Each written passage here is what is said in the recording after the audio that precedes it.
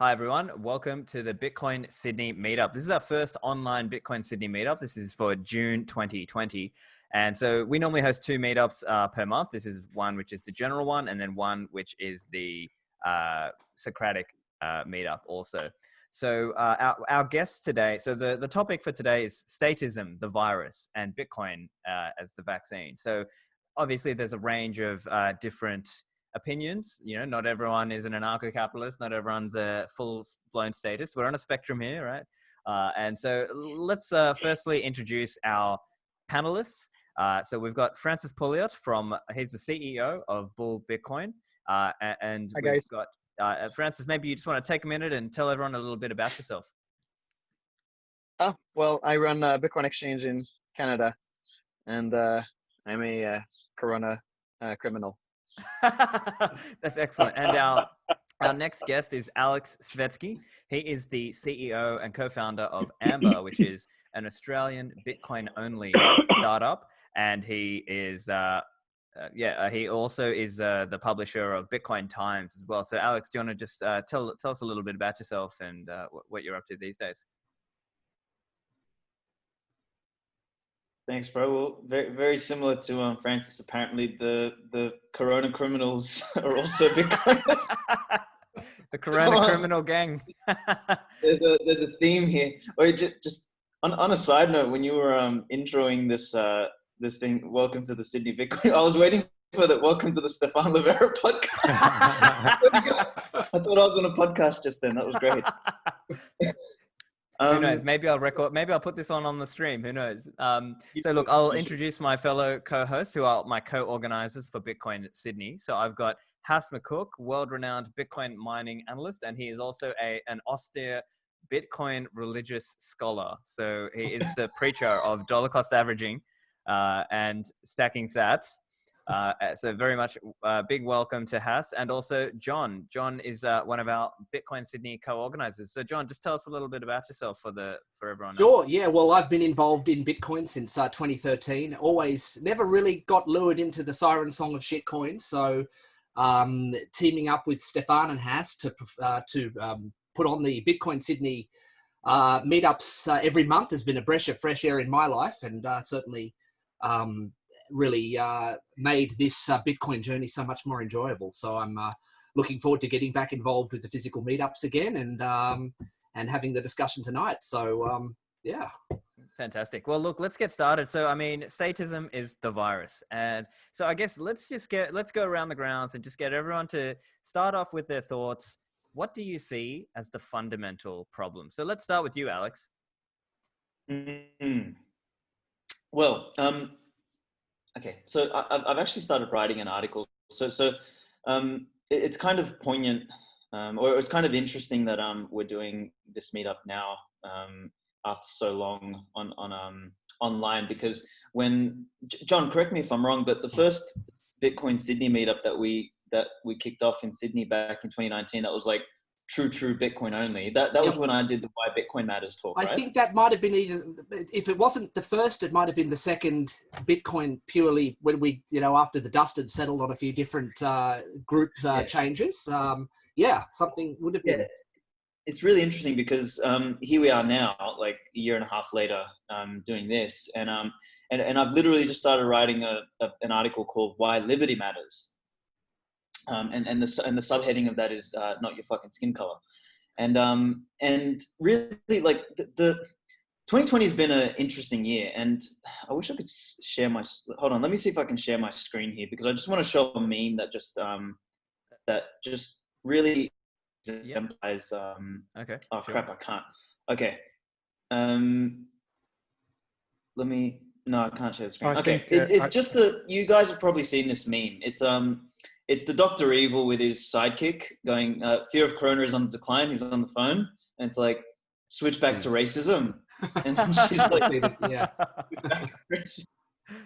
Yeah. And for me, like, that really just sums up what this year has been. And it sums up what the ramifications are of a group of people, effectively, who create this imaginary construct called the state, whether it's the nation state, central banks, or whatever it is, who are arrogant enough to believe that they can somehow set rules for everybody as a blanket rule, without understanding that, I guess, human collaboration doesn't scale linearly. You know what I mean? We operate in different ways at different levels of scale. And for me, I think that's where a lot of problems spawn. So I've been stuck in Europe for a little while now, and it's really interesting for me to talk to people around here. Particularly, I've met some Polish people who still, like, in their little communities, despite their country having been ravaged over the last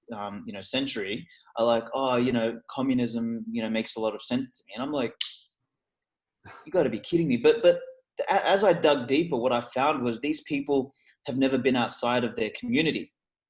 They've never been outside of their little local village or their little small city. And for them, that in that sort of an environment, it makes sense. And I think the problem lies in this arrogant notion that you can take that thing that works on a really small local level with a few people and enforce it across everybody at the scale of a nation. And then that's when you start getting problems that then compound on each other, whether it's the issuance of money from a central authority, or the creation of laws, which, might be good for some people who want it, but then disproportionately fucking impact everyone else. And then in order to try and keep these things under control, then you have to pass ever more laws, ever more fucking restrictions, ever more regulations. And the state ends up becoming this parasite, which sucks off its host in order to subsist. And, the problem continues. And we start moving into a place where, instead of optimizing society for freedom and liberty, we begin to optimize society for safety and fear, and trying to hold on to whatever semblance of a structure we have. And I think that right there is I could go on for hours now, but I don't want to sort of take up the time here. But that, I think, is where the problem lies: is that people are too fundamentally ignorant. I'm trying to give them the benefit of the doubt that it's not some conspiracy theory, right? Where there's the statists trying to fucking control us all as puppets. I do believe that there are some people out there that may want that, but I think by and large, there's just a lot of fools of randomness who are, I guess, fundamentally incompetent and just don't understand the ramifications of particular actions. In a statist environment, you end up in a situation where you impact more people, and you trend towards the destruction of liberty, which then trends towards the destruction of the entity itself. So yeah, that's my little ramble there. Of course. I think you made a lot of great points there. Firstly, I just wanted to welcome Giacomo to our Bitcoin Sydney meetup. So firstly, welcome Giacomo. Giacomo is one of the world famous, he's one of the world famous Bitcoin educators. Giacomo, maybe we'll throw it to you. So our topic for tonight is statism, the virus. So Giacomo, perhaps you want to expand for us. What do you see as the fundamental problem? And do you agree with Alex's assessment? And do you have anything you would like to add? Yeah, I do agree with Alexander's assessments about what statism is. I will actually maybe go one level deeper. Alex was basically making the point that some kind of interaction that can function effectively at some scale, like a village, a family, they cannot scale when the group of human you want to organize is growing. But I will say that actually statism may be the fundamental logical fallacy that you can scale something from an individual level to a collective level. Statism is basically a specific form, the most successful form, unfortunately, of a virus called collectivism. So collectivism means that you take a human individual where you attribute to him some kind of characteristic like action, responsibility, incentives, objectives, free will, and stuff like that. So you have some moral ground, and you also want to optimize, of course, the well-being of an individual like yourself or your friends, your family, your loved one, or a generic human being. And then you take some other entity, which is a statistical aggregate of individuals. So, for example, could be a race, a class, a social class, a phenotypical race, a geographical random geographical boundaries, or a clan, or whatever else. And so you don't want just to use it as a useful, sometimes useful generalization, a useful simplification, like we do in thermodynamics. Like you cannot follow every particle, so you just measure the temperature of the gas, which makes sense. Instead, you attribute the same human aspects to the collective, but more than that, you don't just treat the collective as a human being with goals, actions, freedom, but you also give him some special powers that the individual didn't have. So, for example, an action that may be immoral by an individual, so everybody will agree that if you go on the street with a weapon and you point the gun to the nose of somebody else and takes his money, that's bad, and everybody agrees about that. But if the collective does it, if the race is doing that, is good. If the class is doing that, the proletariat is doing that, is good. So basically, when the aggregate does the same thing that would be immoral, now it is not immoral. And the second category is not just a violation on ethical restriction that you would ask to an individual, but also violation of ethical, of economical laws. So if you don't save and you overspend, you will fail. So if you don't respect economical laws, if you spend more than you earn, you will fail. But magically, if the collective will do that, it will not fail, because it's following different rules that are magical. They are basically religious rules. So you take some aspect of typical religions or traditional religions like God, and you attribute these magical powers or these metaphysical powers, in case of a true religion, to some human aggregate. Statism, I think, is a particular subset of this fallacy, of this illogical thing, that is particularly successful. It's a mutation of the collectivist virus, which is successful because it assumes, it generalizes everything else. So the idea is that you can have, I mean, there may be theocratic people that want Sharia law over everything else, and they can use the state model to do the ISIS, the Islamic State. And then you can have like white supremacists or whatever color supremacists, they want the ethnical state.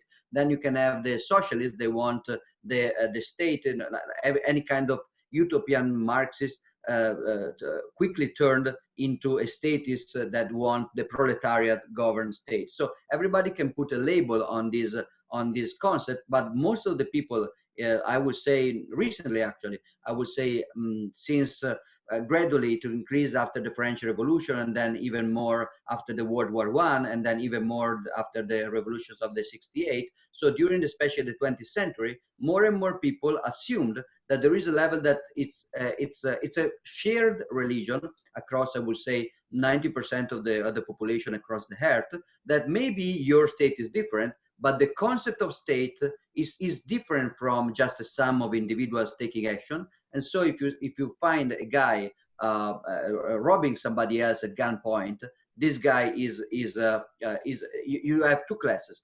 Either this guy is just a guy, and so you have to know what he's doing, what happened before, the context, or this guy is a guy with a uniform representing the collective body of the state. In this second case, you don't ask for background, you assume intrinsically that this guy has a different kind of moral and economical rules. Of course, this is basically a distortion of a religion, and this being a logical fallacy, of course, it goes along with other logical fallacies. For example, the one that Alex mentioned, that I mean, as an effect, I agree that part of the logical fallacy is that this kind of metaphysical concept, the state, can scale at levels in which the social sciences tell us that human organization cannot scale. So you can central plan. I mean, a single entrepreneur is not able to centrally plan his company when it's over 100 employees. So it will have to create different mechanisms to scale. But magically, a single prime minister can rule or a single World Health Organization can actually plan for the health of 7 or 9 billion people. So it's magical thinking. Mhm. But particularly, there's also another form of magical thinking that is especially relevant for the mutation of the status virus that we are seeing now, which is basically psychological effect of disorder. So the other the psychological fallacy and logical fallacies that is very common during this recent outbreak of status virus is basically the idea that if many small things, small bad things happen, they are bad because they are basically they are upsetting me because I see a lot of news about small things happening everywhere. If only big things happen once in a while, even if these big things are worse, that is psychologically better. The example that I make here is basically gun homicide during the old Wild West and during the first week of American Civil War. So during the old Wild West is perceived as chaotic because everybody once in a while may have seen a gunfight. But if you count that people died in the old story of the savage old Wild West, it was less people that during the very first week of organized army fought civil war in America. So you cannot, if you take numbers, all the people fighting each other in small wars in the Middle Ages, they basically they produced less violence. Even if you normalize it by population, it is less violent than just a few days of modern national wars. But why is people the same, like economic destruction of a free market system where people may fail, and so banks they could bank run, they could close. This effect is actually augmented when you create central banking systems. So you don't allow the banks to fail anymore. So you are psychologically relieved because you don't have many small events going around. And then you just have one traumatic, catastrophic global failure across all the system like we had in 1929, in 2008, and possibly again very, very soon. So you concentrate the risk. But these are many, I mean, I'm just listing many logical fallacies, but they all gravitate around this basic one, which is I am an individual. I talk with individuals, but actually I assign magical, economical, and ethical powers to a concept of individual aggregates, which is basically collectivism, of which statism is the most modern and successful variant. Yeah, excellent comments there, Giacomo. I think we'll go to you, Francis. I want to hear your thoughts. What do you see as the fundamental problem of statism? And maybe you also want to touch on this concept of being a corona criminal. Yeah, well, this is actually... go. Sorry, somebody was asking something else. Oh, no, it's my turn, Giacomo. Oh, sorry. No, just kidding.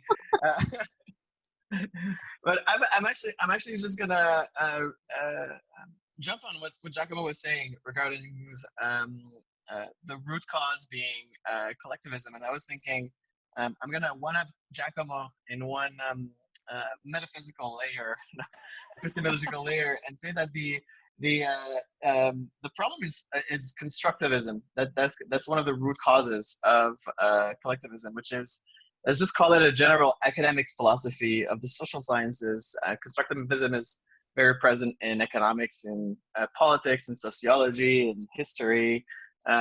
It's not particularly specifically a Marxist philosophy, but it is definitely part of the general thing that we would call cultural Marxism, or the Marxist tenet academically, which is that reality doesn't really exist. Reality is something you can argue into existence. Reality is a social construct. The idea that there are things are socially constructs that exist, that nothing exists. Something exists only if it's in a New York Times essay, essentially. No, if you can argue it in existence, for example, you don't look at the world and see how it came to be in such a way and recognize that as being what is, but you intellectually construct the world in your head, and then you look at reality and you say, hey, this reality doesn't really fit my mental model of what the world should be, I'm a pretty smart postgraduate from Yale. I really think this is the way that that society exists now, as a patriarchy, for example, or as a whatever model of oppression you want to construct as being reality, and then which leads to the concept of central planning, inevitably central planning and social engineering. So if you have the underlying philosophy that reality is a social construct and everything is a social construct, then you can create those constructs, by very definition. So the kind of very perverse, like Marxist, constructivist idea, it just has completely taken over society from A to Z. I think we're like at the peak Marxism level, I would say, or peak cultural Marxist levels that we've ever been. And the state is a virus in many ways, not only because it physically kills people and makes people ill, but the state is also kind of like a psychological disorder. Like it's almost like a disease, because there's two big components I want to talk about today. There is the statism, or the state rather, being a huge problem in our lives. Alex was saying it just before. I don't know if we were recording, but racism is not necessarily a huge problem without the state. Very good, astute point, which is like, if you're a racist, you're just a dick, right? And if you're a dick, like, people don't like you and your life sucks, and you get punished for that. There's a feedback, like very, very powerful feedback. And then if you're a racist, then you're going to have to physically move away from your community at some point or another, or you'll feel the consequence on a personal level. But if the state gets involved, it just magnifies the whole problem. So, the state is definitely a huge magnifier of these issues. On an economics level, I don't think I have to talk about it that much. On a central planning currency level as well. But it's also at the cultural, sociological, psychological level that I think we're seeing a lot of damage, and I think that's what's been more interesting to me. Recently with Corona, and one of the kind of thoughts that's conflicting me, I would say, right now as a libertarian, is that there are statism is a problem, but collectivism can be so strong as a cultural force, as a just peer pressure force without coercion, that if every single store in my neighborhood is voluntarily shutting down, because the idea that you have to sacrifice yourself for the collective is so mainstream, and if you don't sacrifice yourself for the collective, it's not like the state is going to enforce this on you, but everyone around you is going to just think you're an asshole, and you're going to have to leave your community. I mean, this is definitely another problem besides statism. Government, using the threat of violence, and violence, as Giacomo pointed out, like pointing a gun to people's nose as a collective, like that's a problem. But the collective oppression of the Karens, I would say, the constant bickering around you, the constant shaming, and I think this whole culture that we have has been completely degenerated. And there's a very interesting relationship between statism and this kind of collectivist culture, post-constructivist culture, that we have today, which is, that is what was the logical foundation and academic foundation for the state. Like, the rationality for the state was this idea of the collective, like in the 50s and the 60s, and this idea that you could shape things into existence that were previously thought to be just the natural order of things. So whatever you want to think about that, and that has created in its own way. So that there needed to be a very large, like, philosophical and ideological foundation for the state in the first place, which is collectivism and constructivism. Well, the modern nation state, like welfare state of the 60s. I mean, there's the night watchman state and all that has different foundations to it. But then that created the boomer culture.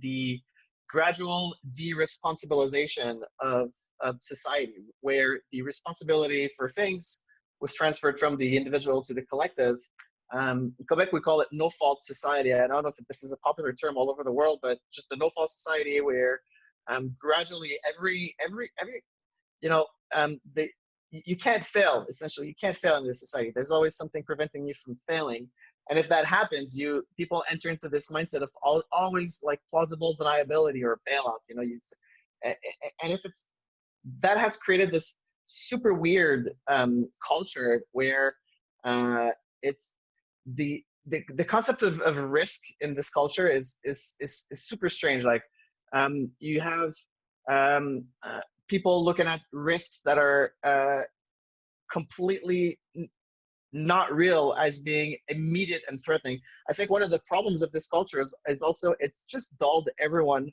and removed a lot of the behavior patterns that, you know, it's unnatural. It's just it's against human nature, right? Because human nature has a very long evolutionary biology imperative behind it, which is one of the reasons, like what makes us unhappy, for example, is a large part of that is hormonal and neurochemistry.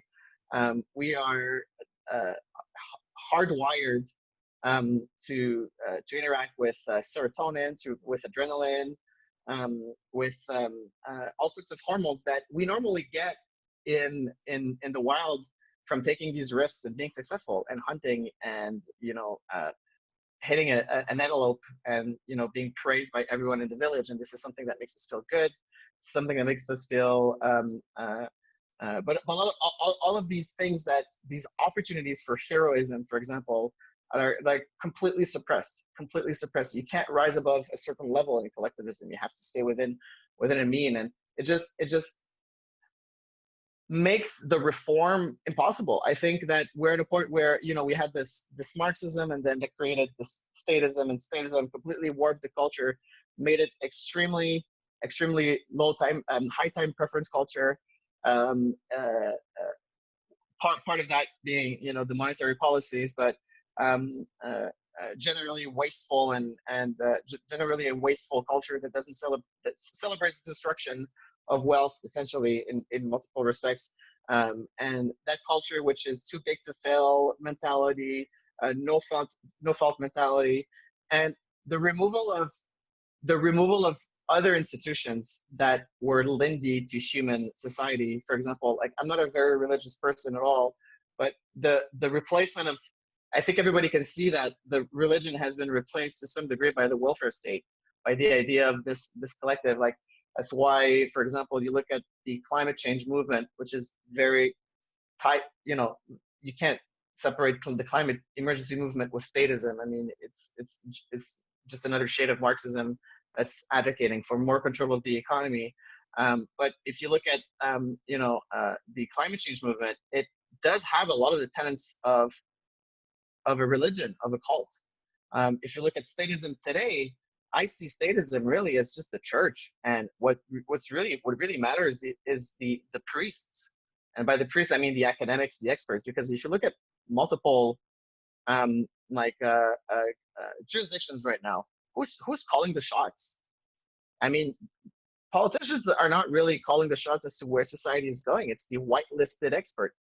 It's the establishment approved, certified, woke expert or thought leader, or anything you see on the news is just, there's no news anymore. It's just panels, like we're talking. It's just everybody's opinion, and these politicians ultimately are just really enacting kind of like what these leaders of culture, which are mostly academics, I would say, and journalists. And now we're at a point where that culture is, I find it so perverse. It's almost as if I've been having these weird thoughts, as if like Homo sapiens is splitting almost in like two different groups, like the alphas and the betas. It's like the collectivists and the individualists. It's such a crazy division, intellectually, on so many levels, with different people. And Corona has really, I think, the lockdown has just absolutely erupted and like magnified this, because you have and it's not just the statism problem, but it's really the collectivism problem, and just the there's a very interesting concept also called terror management theory, which I believe is very, very accurate at explaining what's going on. It's that people have very, very high type preference. They don't believe in life after death, for example, like not, you know, the typical Western, you know, boomer liberal. A lot of them don't believe in, there's a lot of religious people, but a lot of them don't believe in life after death. A lot of people have this extremely, I would say, lack of meaning. There's no meaning for a lot of their lives. People have this existential dread, right? And terror management therapy is basically, well, you know, everybody's trying to cope with his or her mortality, and they can't really, you know, they're conflicted about what's the meaning of life and all those things. So then you look to this thing like, oh, well, climate change, you know, or social justice.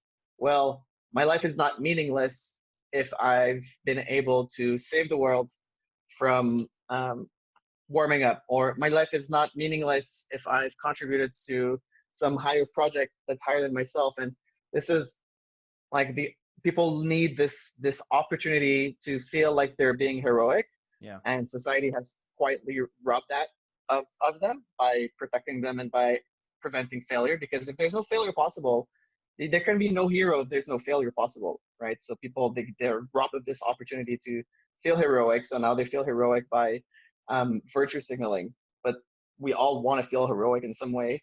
And what are we going to do to stop the state at this point? Like, so even, you know, the crazy part of it is, even if we were to dismantle the state with Bitcoin, I mean, the fucking plebs would be creating another state within 2 or 3 years, because this culture that we have is so, as like the last 60 years has just changed people's minds, warped them completely.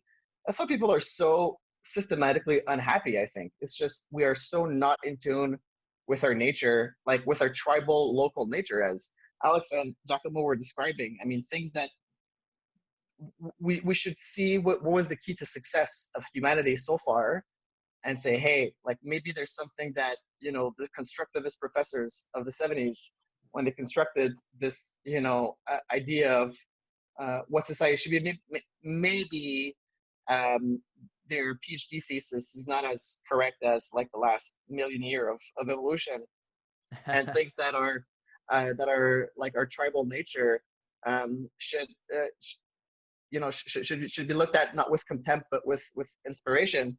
So unfortunately, I think that leads us nicely to another topic, which would be like, what do you do, right, at this point? Because there's no way we're gonna like vote our way into a libertarian free market government. Like, that's not gonna happen, right? Like, we're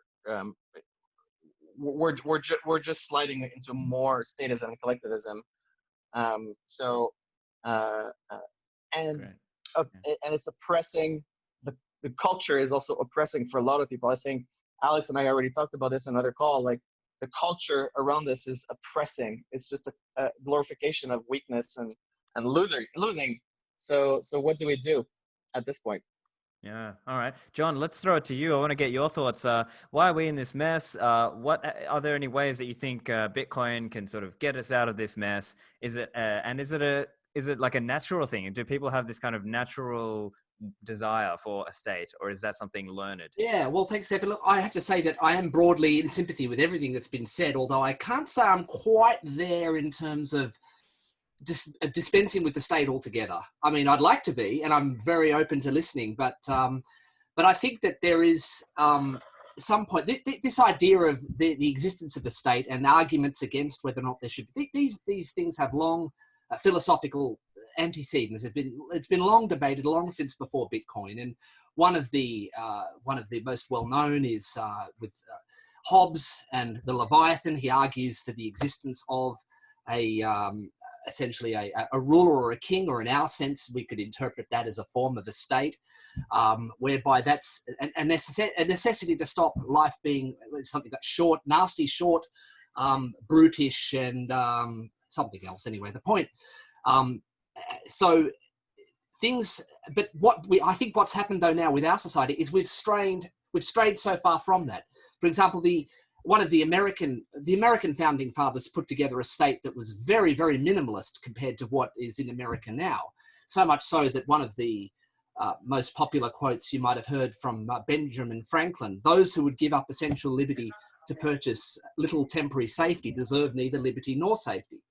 Yet we've so quickly abandoned that. In fact, all of my life I've just seen as governments have sought, and this has been mentioned already by the other speakers, governments have sought to mitigate every possible risk, no matter how remote the chance are of a thing is occurring. The moment this 1 in a million thing does happen once, everyone's life has to be upended and a new bunch of rules have to be piled on to prevent this highly improbable occurrence from happening, but at the expense of our liberty. And this has just continued on and on and on, further encroachments. I think it's reached its zenith with the COVID situation that we've had. And people have been so willing to go along with it, just so willing to completely not just give up a small amount of their freedom like they might have done in the past when there were perhaps different rules. Maybe someone put a rule in that said that you had to wear a dust mask if you're building, using asbestos. Okay, fair enough. But it's gone to the point where people have literally been willing to suspend their entire lives and their normal occupations and their normal day-to-day life and their personal relationships over what has turned out to be a relatively small risk to the vast number of people. Yes, there were more affected groups, but for the vast number of people around, even if we'd actually got the virus, we probably wouldn't have been any worse off with it if we'd gotten any one of the normal colds and flus that goes around every season. And of course, this has been mandated. This hasn't been something whereby, look, if you think you're an at-risk person, maybe you should just isolate. No, it's been blanketly put down on the whole society. So I think and it just shows how far big government's gone. So I would say that I still don't see how you could have run a sophisticated industrial society with all of the complexities of interactions without any form of government. But I certainly think that government over the last several decades, if not longer, has gotten far, far, far too big and too overreaching. And so I'm certainly, though, willing to keen to hear the other speakers tonight and hear about how they might seek to mitigate the problems that might be caused if we had no government at all, or at least what model they suggest. And of course, other listeners will be keen to know what role Bitcoin takes in making that possible, I think. Of course. Hass, I want to give you a chance as well to have your opening thoughts. So, can we remove the state, or can it not be done?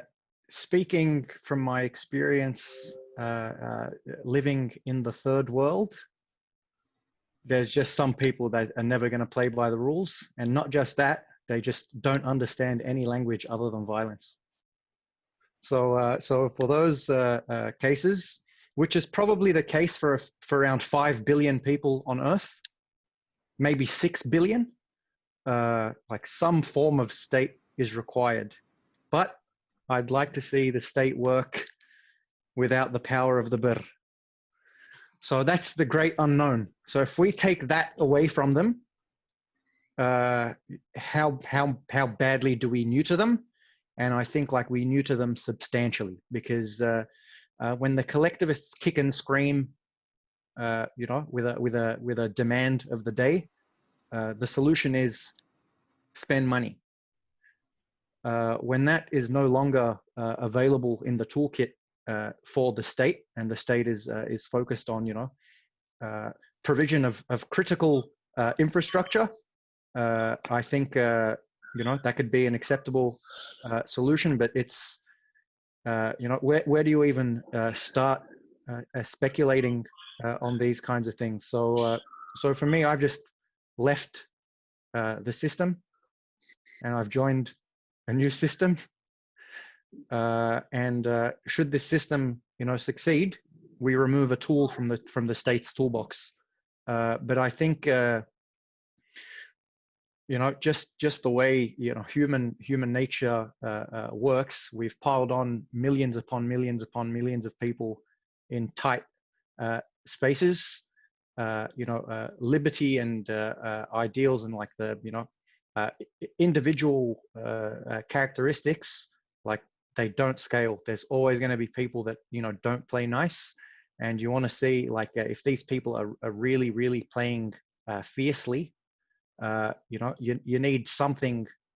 You need something at your back. So I'm not a statist when it comes to COVID, but I'm a statist when it comes to these riots.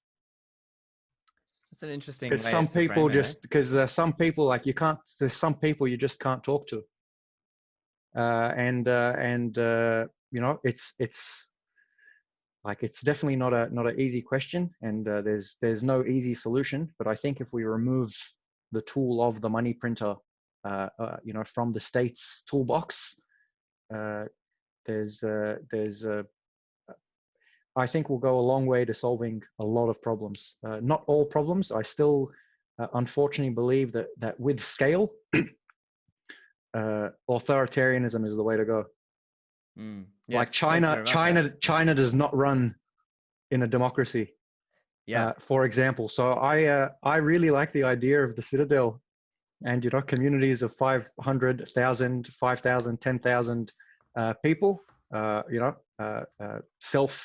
self-governing, self-policing. But again, you know, is that a utopian ideal or not? There's the only thing we have power over is making Bitcoin work.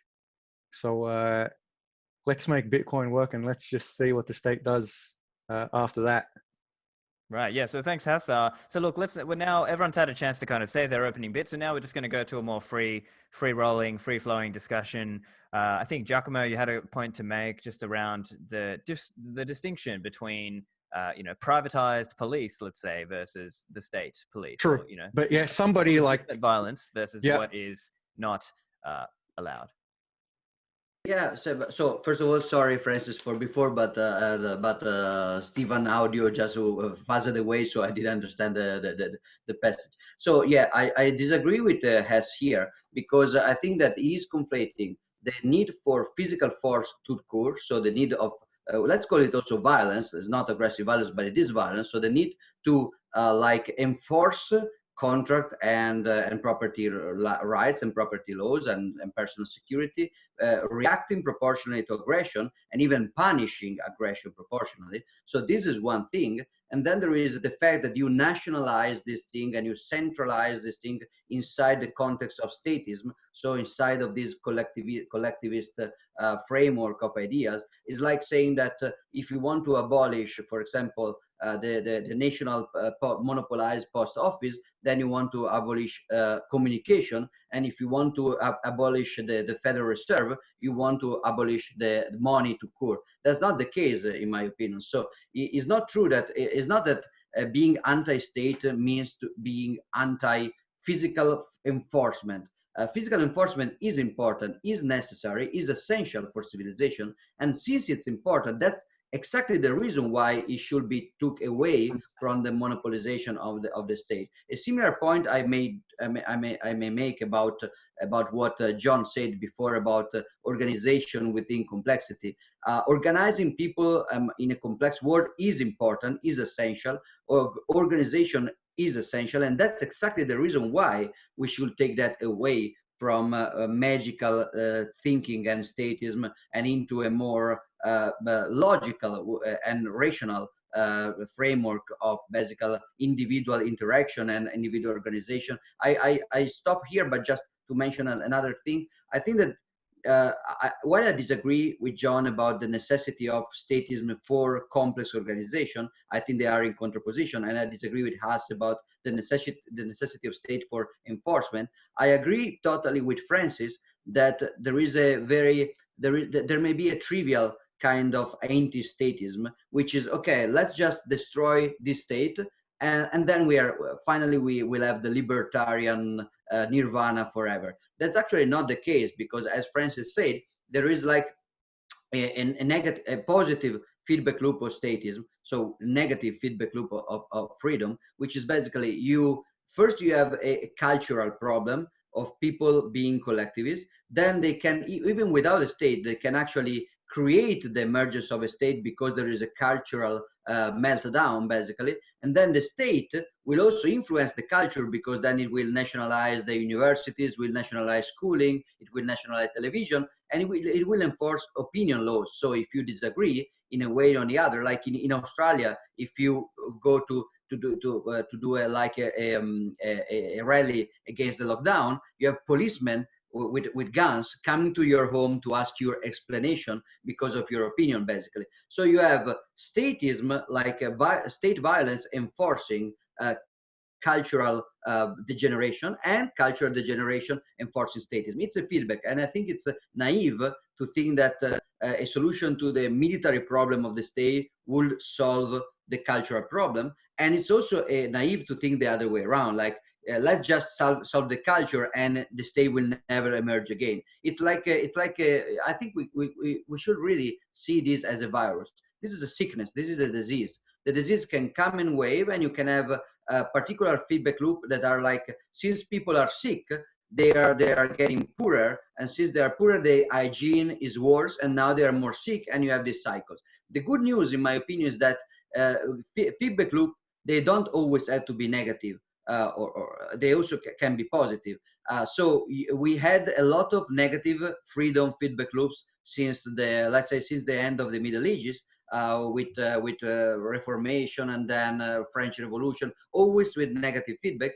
But we can have the other way around. So, for example, if you can damage the Brr money printing enough, you can have actually a situation in which the cultural war goes to become easy, because freedom-minded people can become richer thanks to Bitcoin. This is just an oversimplification, but you can have the other way around. So you can have freedom-minded people becoming richer and more powerful, hiring people with guns, enforcing property laws, and then you can have a feedback loop at the reverse. Of course, this is not always symmetrical. So, for example, in the cycle of civilization, you usually have a very slow build up of state of corruption, and then you have a very fast crashing of the cycle, and then there is the opportunity to build freedom, like the Roman Empire is becoming corrupt, inflation, cultural degeneration, centralization, then it collapses. Then you can create monasteries, you can create the high Middle Ages civilization. Then it can happen again. Of course, with this, I don't want to be I don't want to appear deterministic. It's not like history is going this way, so otherwise there would not be a point even in discussing it, because let's just wait and cycle will happen. Actually, I think there is a agency, and we can accelerate or decelerate cycle. It's like I think the perfect analogy is the title of this chat, which is basically medicine. Is it possible to have disappearing of diseases everywhere? No, that's a utopistic, because you have a lot of complexity feedback loops, and if you destroy a bacteria from a body, another bacteria will likely take over. So you have to be careful.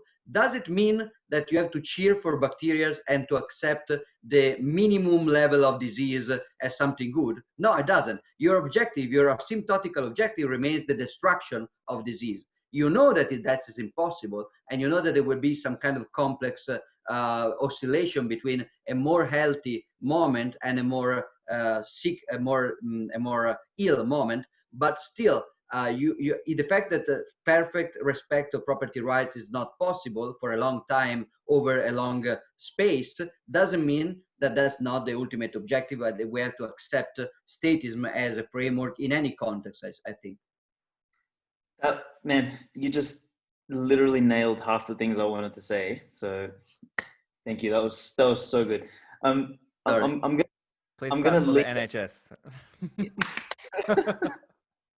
I'm gonna lead off that, and I noted a couple things here. There was just too much going through my head to like note things, but I think one of the things there that Giacomo said, and that I think it's really important to understand, is human beings. I mean, utopia as a concept is fucking madness, because we're never gonna. There is no such thing as perfection. I think life is this constant struggle of getting better, and along the path of getting better, we're always there's going to be things that are worse and better, and I guess life by definition is messy, and the more we try to clinically make life or society or things like that clean, the more we start to do these things where we're, hiding risks, where, as Giacomo was sort of saying before, we're eliminating the messiness, which is life itself. And I think messiness is inextricably linked to freedom. It's inextricably linked to this idea of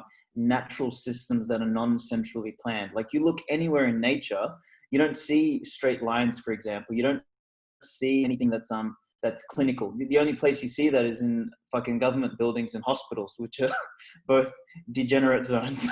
So it's like, that stuff doesn't exist in the natural world. Now, I do understand where Haas is coming from with respect to, some people just can't be reasoned with, right? You being from Lebanon, me from the fucking Balkans, it's the same shit over there, you know what I mean? You've got morons everywhere. So like, the only way to fix that is to backhand or whack the fuckers with a stick, right? That's what it feels like. Now, I think that the problem is with creating monopolies around the enforcement of said violence. And this is where I think the state becomes a problem, is that, the state creates a monopoly around the enforcement of the rule, that they make themselves morally superior, and then essentially devolve into authoritarianism until the next despotic moron takes over, and then, shifts the balance of power. And, we go around the same thing. I think competition is the natural rebalancer. And, again, we tie that back to how nature functions and how everything else functions. When competition is present, you have a situation where that which is which begins to corrupt or decay or no longer function properly will be replaced when people can choose. And this, I mean, this is why this is not a simple problem. Kind of, again, like what Giacomo said, it's not like, we're going to fix this and, today we're a statist nightmare and tomorrow we're a fucking utopian libertarian dream. It's not going to happen like that. This is going to be ugly, messy. And even when we do find that proverbial fucking utopian dream one day, it's not going to be a homogenous utopian dream. I think this is why I think localism is such a powerful concept, is that when, each to their own are functioning, in their own fucking way, they can do what they want. And, you can have the retards who don't listen, they can do their thing. But the guys who are, competent, intelligent enough, but also, let's use the alpha beta terminology here, who are alpha enough to fucking defend themselves, can go ahead and, build these, voluntary, call them societies, whatever the fuck we're going to name them as, that are strong enough to protect themselves through the intelligent, use of reactive violence. But, and I guess this is where the Bitcoin piece slides in, is that... Sorry, Alex, I was going to say, though, isn't that really just known as law of the jungle? I mean...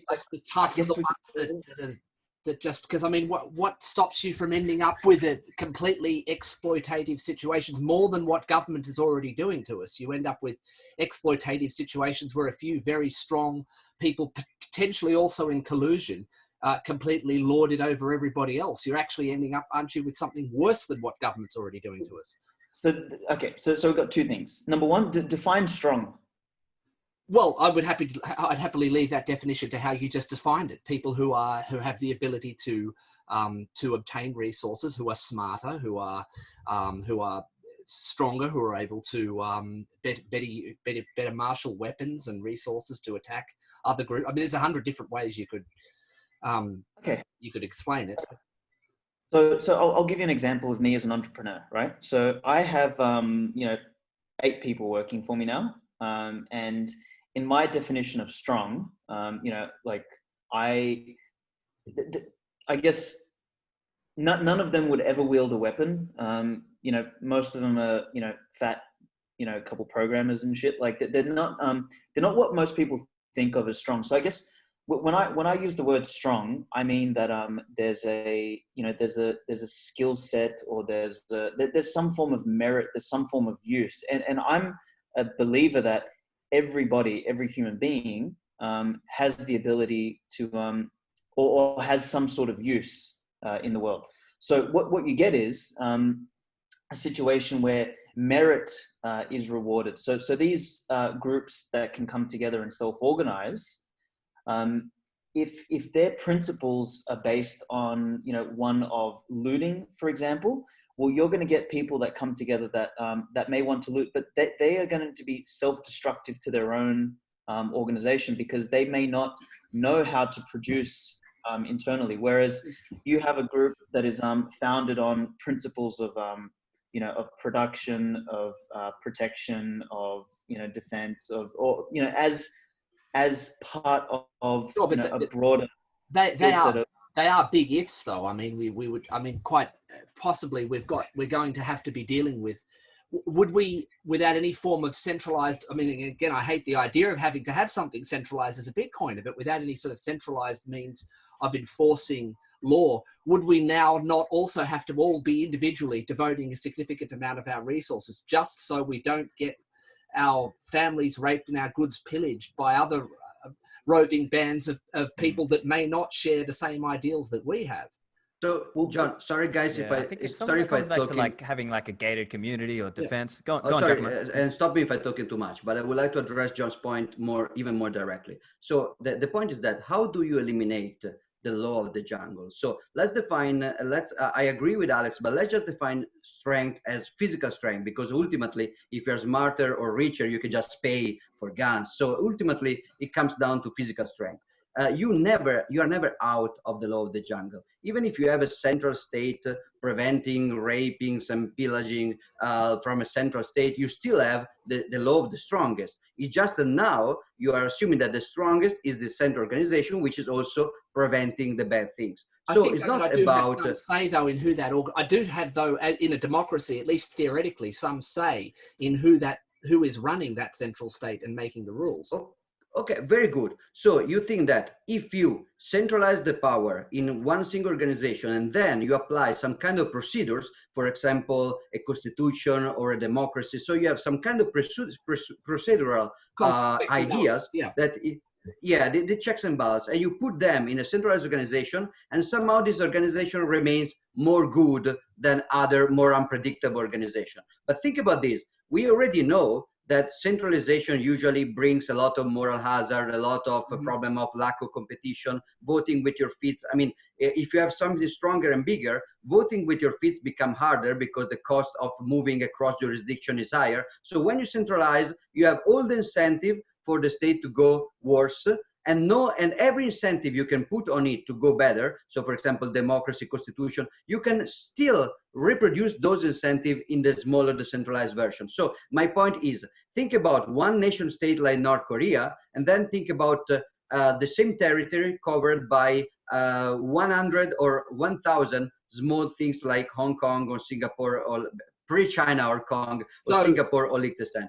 So in this case, you can put the same kind of guarantees that you want, like constitution, democracy, if you want, or maybe not, but it's not logical symmetry. So the same things that you can use to control the big guy, you can also use the same to control the small guys. It's a fallacy to think that when you move from centralized to decentralized, you lose the opportunity to use your favorite checks and balance, right? So I'd say, so if I understand you correctly, you are advocating for some form of government, just a very localized form, rather than a more broadly national-based form.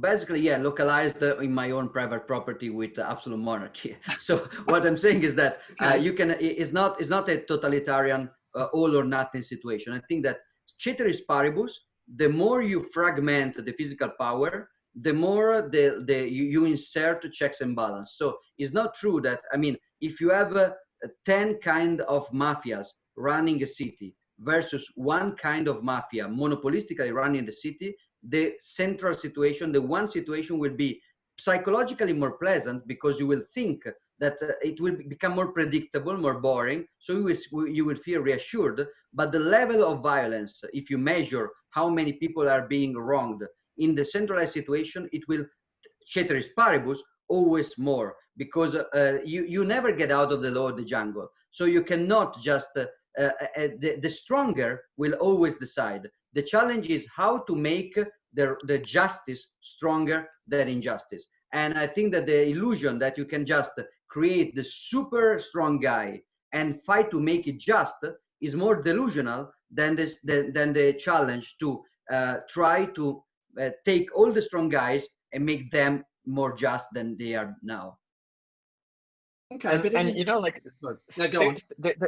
there's also a big scale, right, of statism, and I think libertarians and you know, Bitcoiners tend to argue very semantically on the scale of like zero statism to like just a tiny little bit of statism, and we tend to have these very deep philosophical arguments between, for example, minarchism, which is the minimal state which dispenses justice and provides a police force, which is, I think, probably what you're describing, you know, as preventing the law of the jungle, right? So a minimal system of, there's a court of justice, and if you do a contract and someone screws you over, you can complain, and if you can, you know, when you complain, there's a decent chance the other person might get punished if it was against the rules.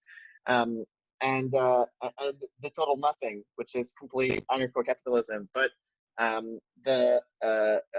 think the theme that we've been navigating around is localism, right? Or something that I would more refer to a competitive dictatorship system. I think has it right on the money that dictatorships have a lot of benefits.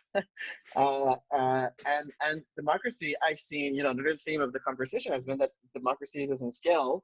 But democracy at a very democracy is in many scenarios, democracy is kind of over the top for certain governance scenarios where a dictator would do the job, as long as and the crucial point of you know, the concept of localism, or I call it competitive dictatorship, because I think that inevitably any kind of organization it inevitably devolves into some kind of dictatorship at the end, right? At the end, after the balance of power is done, there's never, you know, it's either there's two consuls, or there's the, you know, the Roman general that ends up taking over, or if it's a very local, you know, hippie commune, you inevitably have this like cult guru leader figure.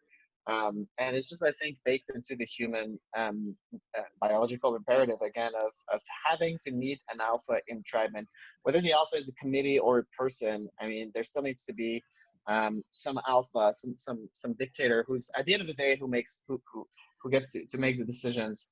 So I think that's an inevitable thing of human nature. However, if you keep it local, then imagine you have like an S curve of statism, you know, where, you know, 0 to 100% statism, right? Before the state starts to grow exponentially, you're going to kind of like nip it in the butt there, and just keep it at these functions of, you know, police and enforcing contracts and making sure people don't get raped and all that. Then, you know, on a long enough timeline, it's inevitably going to go full socialist. Like every state apparatus, or, you know, unless there's a lot of competition. I mean, if there's a lot of competition, we might prevent socialism by happening. But I think there's like this inevitable, infinite desire for looting other people's shit, and there's a finite amount of shit to loot. Yeah. So it's inevitably going to happen. But, you know, the last point I want to make was one of the main problems we have today, and the problems of, you know, unscalable democracy, is we don't know whose head to fucking chop off at this point. Because, you know, if you're talking about a dictatorship, or, you know, let's call it more like a captain, you know, like an army style thing, where you got your leader, you got the guy who's ultimately responsible. And in our society today, there's no blame. Like, literally, the blame is shared amongst everyone. Like, who's to blame for the lockdown? Identify me who is behind, like, who's responsible, who made up this fucking idea to lock everything down. Like, no one did. No one, and everyone did. You know, everybody on TV was saying the same thing, and this expert was saying what the other expert was saying. Like, I want to chop some fucking heads off. Like, there's at least 6 fucking bodies I want to see hanged. Like, who? You can't find anyone to blame. So everybody's a little bit to blame. It's more like a cancer than a virus, this thing. And you know, that's the main, like, where's the anger going? You can't, if there's no accountability, there's no way you can't compete between two different systems, and if you don't even know what you're competing in, right? You don't even know, and we can't fucking leave. That's the other problem with today's system, is the idea of this localism system working is we need to be able to know like who we're being governed by, right, at minimum, and we need to be able to fucking leave. And like now all the nations have just fucking englobed us into this one big thing, and physically, like I can't, like 2 of my flights have been canceled so far. I literally can't leave my country. And if I leave my country, I'm going to another nation state that's part of the fucking UN, right?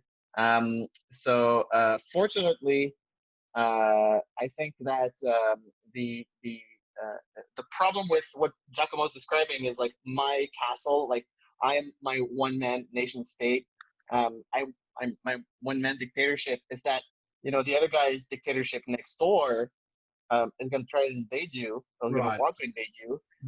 However, the good thing is the capacity of nation states to do this to, you know, people that splinter off is dramatically decreasing, right? So, and the payoff for violence is massively switching from the state to the individual splinter group, for example, because everything is televised. For example, like if the state does a repression against a group of individuals, it's really bad PR, whereas a group of individuals does violence against the state, it's very good PR for the group of individuals that does that.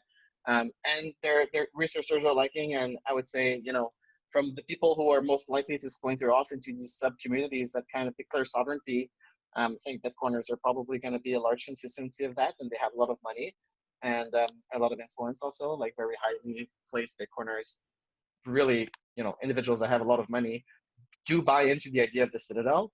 But yeah, the main issue is you can't, you know, the plebs are storming the castle. They're literally storming, like on the streets. I would assume this is what it looked like in, you know, Paris during the French Revolution. But they get to the castle and they don't know whose fucking heads to chop off, so they throw bricks at Walmart because that's what they think is, like, you know, bad. They're so dumb. Like it's because there's so much obfuscation. Yeah. So does Bitcoin offer a better way to protest? Yes. Are there mechanisms here? Yes. I wanted to touch on Bitcoin earlier when we were talking about Law of the Jungle. So if we think about looting, and I agree with Francis that, you know, people will always resort to looting, but particularly when you've got the haze of war or the obfuscation around, you know, responsibility, you know, because the state has so well managed to remove the notion of responsibility. Like literally, you know, collectivism takes accountability, which is a core feedback function of any system, and says, oh, we don't need accountability. Let's just, you know, move that over here. And then who gives a fuck who does anything? And then that creates all these problems where people know something's wrong, but they don't know what the fuck's wrong. And then they go and loot. I think this is where, you know, Bitcoin starts to change things because it's so rooted in economics. So there's 2 points I want to touch on here. Number one, looting by definition is the process of taking something forcefully that's of value. And the thing that, you know, has or that represents the most value fundamentally, like if you're going to steal something, you know, you can go and steal shoes and televisions and all that sort of stuff. But really, you know, what people want to steal is fucking money, right? That's, you know, because then that's the thing that they can use later to buy, you know, goods and services. So Bitcoin makes or you know, lowers the cost of defense and increases the cost of attack for looting the actual the unit that represents wealth. So that's kind of the first stake, I think, in the heart of requiring a monopoly on violence in order to keep the dumb people or the morons in check. And this sort of ties back to John's point earlier about, you know, laws of the jungle. And I think, thank you, Giacomo, for jumping in and sort of making the point that, you know, we never remove the law of the jungle. You know, that's always going to be there. But by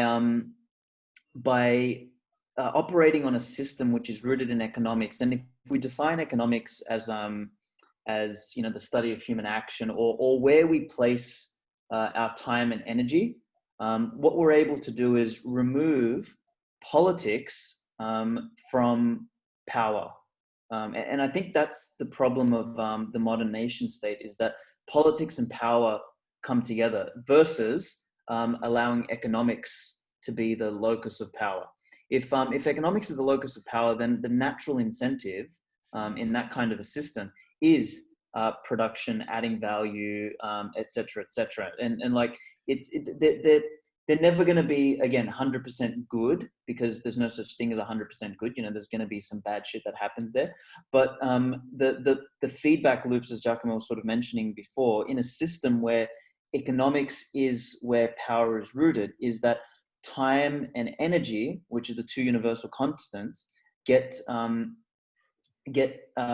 allocated in a way that's more functional. And furthermore, in an economic system, not a democratic system, people actually get a direct say instead of an indirect say. So in a democratic system, you get to vote and nobody knows where that fucking vote goes, and it doesn't really do anything. And the larger the system gets, the larger the state gets, the more meaningless your fucking vote is.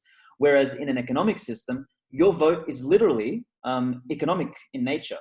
You just don't fucking buy the thing. Don't pay the thing. You don't like this fucking this police force or this insurance thing that you're buying to, you know, pay for your protection, for example, on a regular basis. You know, because now remember, in a low state or no state environment, you have an extra 40, 50, 60% of your fucking income to spend, which hasn't been expropriated by a, you know, pack of bureaucratic morons who end up wasting 80% of it on themselves and the balance on, you know, militarism. So you've got a situation where you have a more direct vote through economic means. You have a situation where you have more competition because you remove the monopoly on things like violence. So as a result, as a free citizen, you have the option to choose what's you know, more functional. And this is sort of going into you know, your more ANCAP thought. But the more and more I think about this, you know, the more and more I realize that any justification we give for some, you know, collective group to have more, to have ethical or moral or economic superiority over the individual, the more I find that that's, you know, it's us just regressing to you know, what we've been taught to believe since we were young, as opposed to trying to think outside of the box. And again, I would agree that without an economic basis upon which to enforce economic law, we couldn't do this. You can't, like, and I was at the Value of Bitcoin conference, I think in Vienna earlier this year, and I said, you know, Austrian economics and libertarian thought, none of that is actually functional without something like Bitcoin. You know, if you can't lower the cost to defend wealth and increase its cost of attack, like that right there is almost the fulcrum for all of these concepts and notions to actually take place. Because when you can do that, when you can protect wealth easily and dissuade attack, the energy that would fundamentally go into looting has to go somewhere else. Like if I can't fucking steal from you, I still have to eat. So I'm going to do something. And now if my strength is being a fucking physical brute, then, you know, maybe I'm going to go and protect the smart guy who was able to build a business, and I'll get paid for that. Could I just jump in? I have a general question regarding, so it seems the idea is that we granulize the level of government down to either individuals or small groups. But wouldn't we then run into a whole bunch of tragedy of the commons problems, such as, for example, I'll give you a couple of them. In order for a sophisticated number of interactions to occur over a large number of these individuals and groups, we need things like this hoary old cliche that's often used against libertarians: who's going to build the roads, and who is going to then ensure that those who didn't contribute to the roads pay to that. That's one example. Another example might be over this larger territory consisting now of all of these sovereign smaller groups. How would we defend that territory against other still existing states that can use the power that they have to amass armies? Now, why would you or I decide to put our lives on the line when we are maybe the guy down the road should be the one taking the weapon and defending a nation? So there's a whole bunch of these tragedy of the commons problems that we end up with. Now, there's only really, I've only ever seen two solutions to tragedy of the commons problems. One of them, the old way, is to form some sort of central government that enforces laws, and then we're right back to where we began in having a state again. The other system was Bitcoin. It was for the first time ever created a system whereby we didn't need to have anybody at the middle, and yet it was structured in such a way as that everyone was working in their own selfish interests, simultaneously guaranteed the best interests of the entire group. Now, we know that works for money, and as Bitcoin maximalists, we've realized that that works pretty much for money and not much else. There's still we've all railed against the groups of people that are trying to use this technology to decentralize all of these other things. But as soon as they know that, as soon as you get that stuff into the physical realm, it doesn't work anymore. Yeah, so I think the way I would touch on that, I might just add a couple comments here. So I think the way to think on that is there are different theses and articles written around how defense could work, right? Now, that could be your Bitcoin Citadel. The owner, he pays for the security and it's on them. And you pay for security, you pay a fee for that and that's done. The other way it could work is, for example, you have let's say it's like an anarcho-capitalist zone and you have insurance. And presumably the buildings in that town are very, very valuable. And so they're willing to pay a lot of money for the insurance for that. And then that insurance money in turn funds kind of the defensive aspects of that, because then they want to fund, surface to air missiles or whatever, drone technology and so on. And so I think it kind of comes to that idea of like, well, you'd still have defensive forces. It's just that they would be kind of pushed into the insurance cost for that region, right? Because remember, there's no such thing now as public property. If you're going to the full anarcho-capitalist vision, that's kind of the basic idea. But open to anyone else who wants to throw in a comment. Yeah, I've just got a question about because I like violence. I like the topic of violence. So let's say we got our private violent enforcement people. How do we fire them? So the idea is that there are multiple, and you can, and again, I think it comes back to what Francis was saying and some of the other guys about having the freedom to leave. Yeah. Because fundamentally, right now, you have to fund the state. You don't get a choice. But Giacomo, do you want to continue? You had a point. Yeah, so basically you can fire them by leaving easier than how you fire the big nation state. So the problem is that any kind of guarantee you can put on nation state, you can also guarantee when you sign with your gunman, you can still sign a constitution or whatever you want.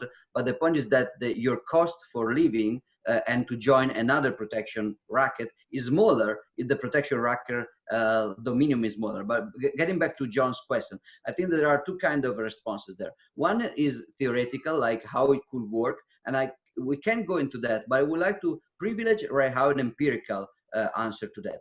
So how did centralized big systems fare in defense compared to the centralized system? So the point is, again, distinguishing psychological effects from actual numbers, because psychologically there is the old saying that if you have one relative who dies for something, that's a tragedy. If you have 10 relatives or friends dying for the same thing, that's a huge tragedy. But if you have 1/3 of the population in the world dying, is not really more of a tragedy than the 10 people. Like we cannot literally scale the scare and the sense of tragedy. So the point is that sometimes we think that the Holocaust numbers are not really that bigger than the kind of violence you get at the centralized level. So getting back to the point of numbers, how much did the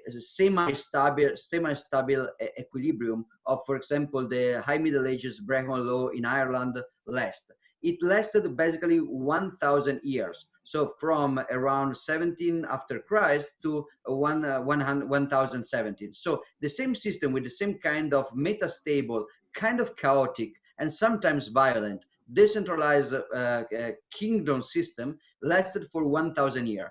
How many years did Genghis Khan Mindful Empire last, and how many years did the Roman Empire last? Way less, way less, a few centuries. So the decentralized, that's, you can see also in recent military history. If you send the mighty American army into Afghanistan, and instead of just conquering the central palace and removing the flag and putting your flag and now you're done, if instead you have to conquer one house after one household, and you have to conquer everything, and you have a decentralized system of power. You have the Viet Cong situation, you have the Afghanistan situation. It's not empirically true that the decentralized level of defense is weaker than the centralized one. You always have a trade-off. Centralization is efficient, very efficient, but very fragile. So locally, it seems like the decentralization is doing better because you have more, the Roman Empire can resist better and better and better. But then when it collapses, it will collapse faster and with less possibility of recovering than a decentralized system. So yeah, there are two fallacies here, basically. The one is that you may compare one, let's say, one citadel with a nation state, but you actually have to compare one territory made up of citadels with the same kind of level of territory and number of people with the nation state. So if you're really doing ceteris paribus, you will see that the fragmented power is more difficult to invade than the centralized power. You have to just look at the bigger round time frame. So in the smaller time frame, sorry if I give a lot of example, but it's also like drugs. If you have a friend which is very, very high on cocaine all the time, he will feel more energetic, healthier for a certain time frame. So if I go out with my friend is super high on cocaine, he will seem to an external looking guy, it will seem like more energetic, more healthy than me, because he will not sleep, not eat, he will a lot of energy. But then overall, he's destroying his nervous system. I'm not. So my kind of more sparse, decentralized kind of system will look locally as more weak, more frail, but actually is just more inefficient. And over the big time frame is actually going to resist more. So to make a very long story short, it's more difficult to conquer 10 citadel than to conquer one palace controlling 10 towns. Yeah, and John, one of the ways that to solve the tragedy of the problem, tragedy of the commons problem that you highlighted is also to just remove the commons. Like, we should not have commons. Bitcoin solves the tragedy of the commons in a really neat way, which is proof of work. So like access to the potential pool of Bitcoins. It's not like they're like in a big field and like we're all going to plunder and take them right away. Like, there's the proof I of don't work mean the commons literally. I mean, it's an analogy, Yeah. to all similar kinds of problems, though. I mean, obviously, we wouldn't have a common farmer's field. There'd be numerous other issues that it applies, that the same. Yes, applies to. There's definitely commons. Like, a really good example of the commons is anything whose private property you can't enforce, like rivers, for example, like water flow between like large swaths of territories. Like, that's an unfortunate kind of commons that has a lot of externalities.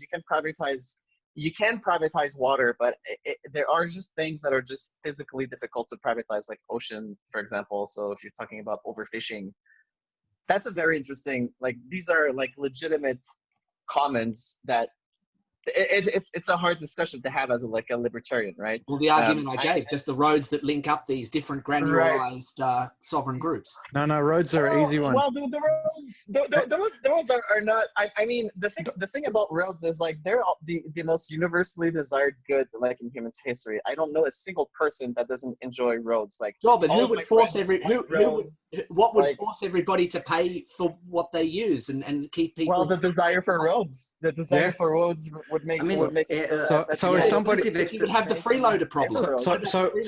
So my career before Bitcoin, building toll roads. Yeah, but so you just do you just do distance tolling on Lightning. So wherever you drive, you end up spending 50 sats every time you leave the house, or 10,000 sats or whatever. It's roads is easy. Roads is very easy. Roads is actually an easy commons, right? Yeah. And has just basically highlighted that if the problem is the freeloader problem is actually a technical problem, more than it's more of a logistical problem, right? Like, people can like skip the line and shit like that. Like, but you'll mitigate and solve that.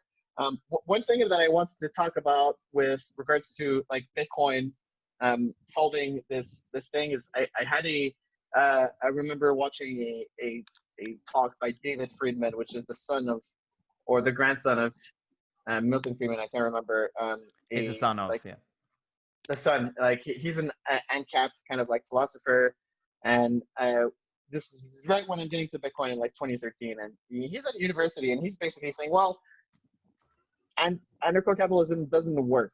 Like that, his conclusion is like we've got it all wrong because the problem of meat space is always there. Whatever you do, there's always this problem of physical sovereignty.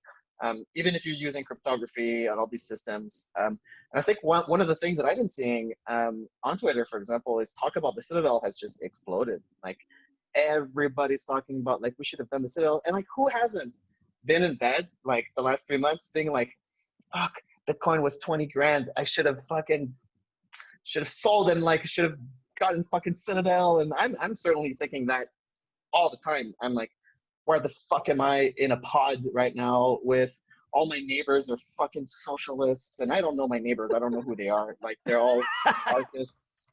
They're all fucking on welfare. The coffee shops in my neighborhood open at 10 a.m. Like, you know what I mean? Like I am not physically surrounded by people that I feel comfortable with.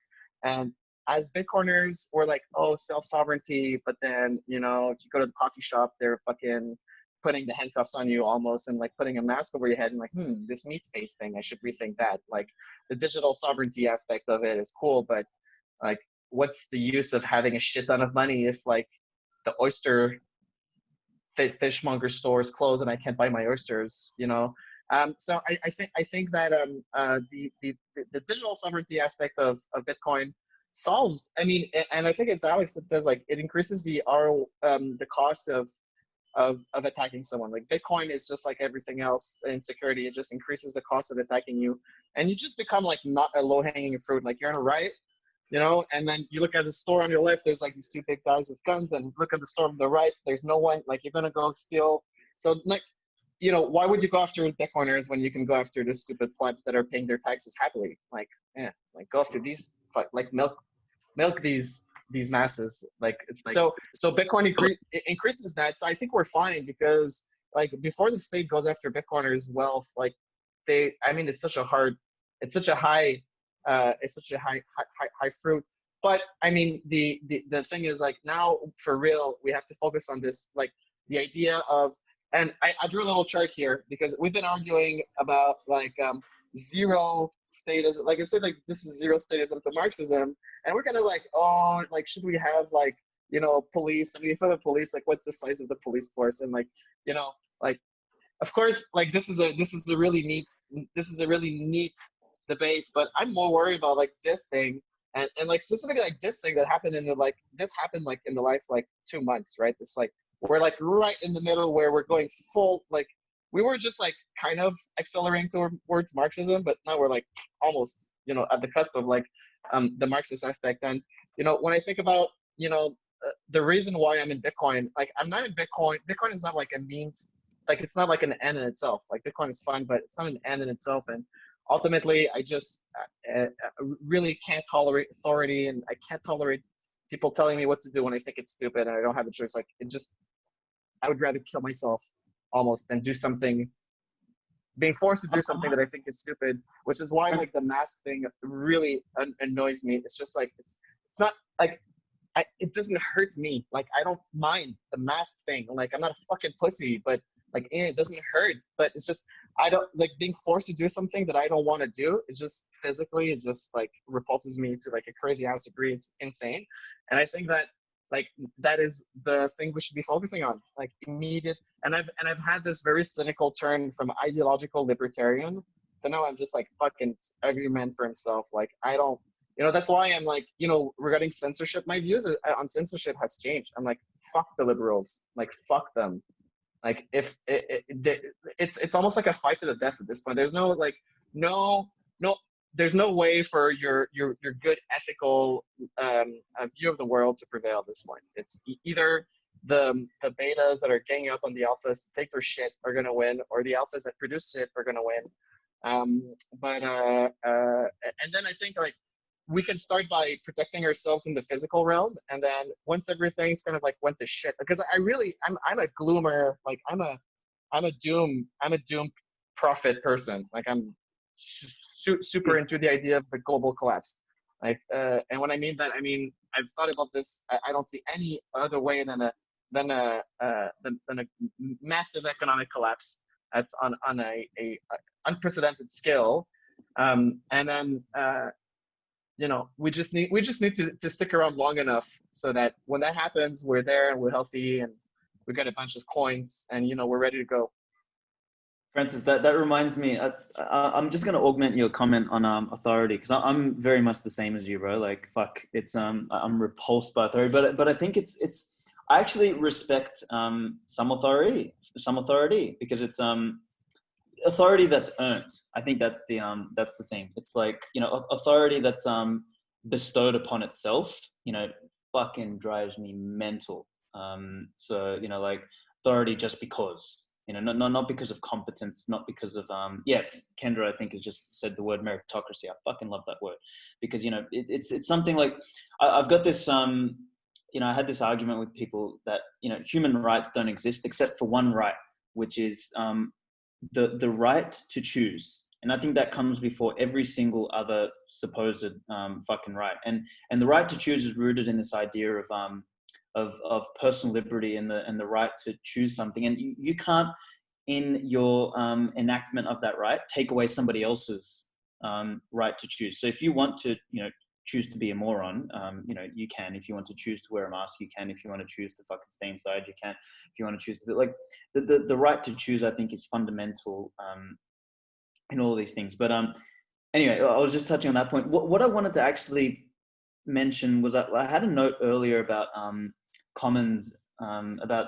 John's thing about commons, and I came across, so I obviously, as a lot of Bitcoiners have sort of come across Austrian economics and all this sort of stuff over the years, right? Now I know probably in this group Stefan's like the fucking guru, who's probably by far been down that rabbit hole, and me, like I sort of touched on it in 2011 2012 when we did the whole gold and silver shit, but I never really like went deep into it. Like the first bit of Austrian economic literature I actually read was Rothbard's little book, Anatomy of the State, and that was only in November last year. Like that's literally the first thing I read. The next thing was Henry Hazlitt, and then most recently I read the Libertarian Manifesto, and that one for me, that there was, fucking brilliant book. I recommend everybody read that. Like it really just brings into question, the necessity of allowing a group who call themselves government, the right to any sort of monopoly. But there's one point in particular around the tragedy of the commons, which for me was a real eye opener. And it was this idea that he used forests as an example. And I guess we can extend this example further. It's really hard with oceans, I guess, but forest was an interesting one. Is when the government, for example, owns the forest or has the claim to a forest, and they then issue licenses to companies that want to produce lumber from those forests.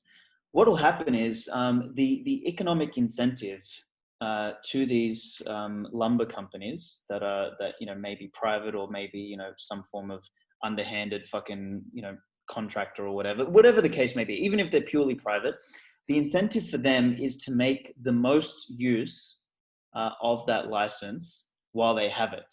So they'll go and fucking chop down as many trees as possible, irrespective of the environmental damage. Now, the reason that's the case is because these guys who have bought the license from the state, from the government, don't have to consider the cost of capital in doing that, because the capital is not there. So for me, capital is what is a really, really important concept when we're thinking about commons. Is when you have private property, whether it's a privately owned river or a privately owned forest or a privately owned pasture, you don't go and rape and pillage the fucking thing because it's your capital, it's your private property. So you don't go and completely annihilate it for today's economic gain, because you destroy the capital base of that private property. And this is where where government's such a fallacy is that governments create these places of commons, whether it's, you know, their ownership of fucking rivers or forests or, you know, land and all this sort of stuff. And because for the government institution, for that entity, they don't place a capital cost on that land or on that commons. It ends up being raped and pillaged by whoever can fucking get a license or get access to it to extract the most from it without regard to the cost of capital. And I think this is where this is again where resource management and stuff like that becomes far more functional at a more micro localist level, and with private property being the basis upon which all of these things are built. So I don't know if that helps a little bit with one of your queries, John, but I found that. Yeah, on that point, Alex, could we have such a thing and hope to enforce such a thing as national parks, like, or the situation that happened in Tasmania back in the early 80s, where entire sections were able to be of 1,000-year-old trees were able to be protected for future generations because we had a government that could say and declare this area protected and it couldn't be logged. Without a form of government like that, surely you would have individual groups.